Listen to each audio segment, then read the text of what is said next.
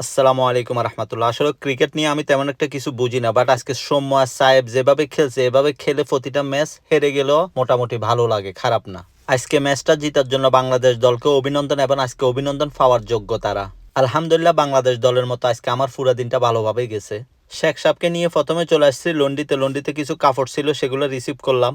এরপরে চলে গেলাম গোস্তর দোকানে। আজকে বৃহস্পতিবারের রাত, কালকে শুক্রবার, সো আজকের রাতটা ওদের জন্য খুব স্পেশাল, এবং কালকে নামাজের পরও ওরা ভালো কিছু খাওয়ার চেষ্টা করে। গোস্তগুলো রিসিভ করে চলে আসলাম এটিএম এ টাকা তোলার জন্য। আমাকে প্রতিদিনই এটিএম থেকে টাকা তোলা লাগে টুকটাক, কেননা 5,000-এর উপরে তোলা যায় না, সো আমার প্রত্যেক এদিক সেদিক টাকা লাগে। এটিএম থেকে টাকা তুলে সরাসরি চলে গেছি হার্ডওয়্যারের দোকানে। ওখানে কিছু জিনিস ছিল, ওগুলো নিয়ে নিলাম। হার্ডওয়্যারের দোকানে আমি গেছি, শেখ সাহেবকে নামাই দিছিলাম মোবাইলের দোকানে। ওর নাকি একটা মোবাইল লাগবে, তাই আজকে মোবাইল দেখতে গেছে। দোনোজনে কাজ শেষে চলে গেলাম শোরমাতে। আগে থেকে অর্ডার দেওয়া ছিল, সেগুলো রিসিভ করে নিলাম। শোরমা থেকে চলে আসলাম সুপার মার্কেট। ওখানে কিছু বাইরের বাজার থাকে, যেগুলো প্রতিদিনই করা লাগে, ওগুলো করে নিলাম। সুপার মার্কেটে কাজ শেষ করতে করতে এখান দিয়ে আবার আরেকটা ফরমান চলে আসছে, যাওয়া লাগতেছে ফার্মেসিতে আজকে লম্বা লিস্ট ছিল, ওগুলো সবগুলো কালেক্ট করে চলে আসলাম গাড়িতে আসতে না আসতে শেখ সাহেব বলতেছে কফি শপে যাওয়ার জন্য, বাট কফি শপে আমি যাব না, কারণ কালকে বসে নিষেধ করছে ওকে কফি শপে না নিয়ে যাইতে। ও প্রতিদিনই 3-4টা কোল্ড কফি খেয়ে ফেলে, ওইটা শরীরের জন্য অত্যন্ত ক্ষতিকর। এমনি ও মোটা মানুষ, এর মধ্যে যদি আরো খাইতে থাকে তাহলে ওর অবস্থা আরো খারাপ হয়ে যাবে। তাই বসে বলছে যে সপ্তাহে 1বার না 2বার নিয়ে যাইতে। ও আমার কথা শুনে রাগ করছে, বাট আমার কিছু করার না, যেটা আমাকে আদেশ দিছে সেটাই পালন করতেছি।